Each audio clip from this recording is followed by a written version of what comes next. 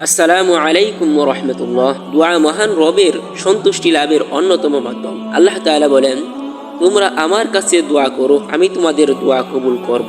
সূরা মুমিন। নবী করিম সাল্লাল্লাহু আলাইহি ওয়াসাল্লাম বলেছেন, নিশ্চয়ই আল্লাহ তাআলা অত্যন্ত লাজুক ও দয়ালু। যখন কোনো বান্দা তার নিকট দুহাত উঠিয়ে দোয়া করে, তিনি তার দুহাত শূন্য ফিরে দিতে লজ্জাবোধ করেন। তিরমিজি। তবে কবুল হওয়ার জন্য প্রাথমিকভাবে 3টি শর্ত মেনে দোয়া করতে হয়।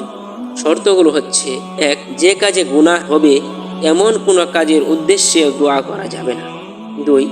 আত্মীয়তার সম্পর্ক ছিন্ন করতে দোয়া করা যাবে না। 3. দোয়া করে তার ফলাফল পেতে তাড়াহুড়া করা যাবে না। বুখারী। উপরোক্ত শর্ত 3টি মানলে যে কোনো বিষয়ে দোয়া করার অবকাশ আছে, এমনকি খুব ছোট বিষয়েও তার কাছে দোয়া করা যায়।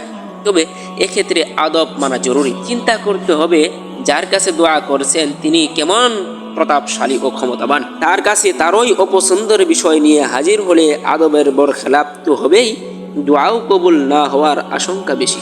তাই নির্দিষ্ট কাউকে জীবন সঙ্গিনী হিসেবে কামনা করার পরিবর্তে আল্লাহর কাছে যোগ্য ও কল্যাণময় স্ত্রী কামনা করার পরামর্শ দিয়ে থাকেন আলেমরা। কেননা মহান প্রভু আপনার ধারণার চেয়েও উত্তম জীবন সঙ্গিনী দিতে পারেন। আল্লাহ তাআলা বলেন, পক্ষান্তরে তোমাদের কাছে হয়তো কোনো একটা বিষয় পছন্দসই নয়, অথচ তা তোমাদের জন্য কল্যাণকর, আর হয়তোবা কোনো একটি বিষয় তোমাদের কাছে পছন্দনীয় অথচ তোমাদের জন্য অকল্যাণকর। বস্তুত আল্লাহ জানেন, তোমরা জানো না। সূরা বাকারা।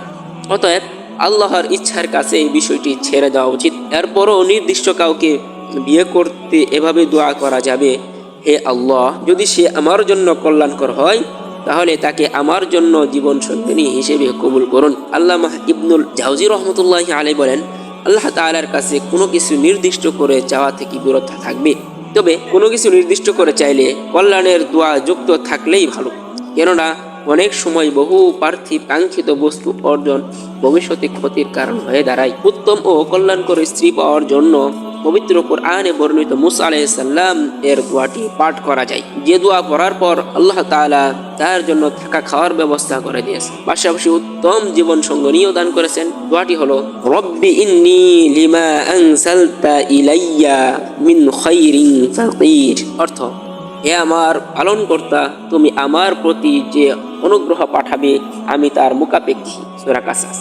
জীবন সঙ্গিনী পেতে কোরআনে বর্ণিত আরো একটি দোয়া করা যায়, যেটি হলো, রব্বানা হাবলানা মিন আজওয়াজিনা ওয়া যুররিয়াতিনা কুররাতা আইনিন ওয়াজআলনা লিল মুত্তাকিনা ইমামা।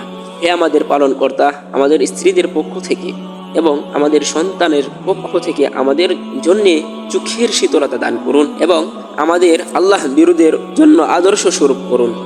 সূরা ফুরকান। আল্লাহ তাআলা মুসলিম অবিবাহিত যুবক যুবতীদের উত্তম সঙ্গী দান করুন, মনের কল্যাণকর আশা পূরণ করুন। আমিন।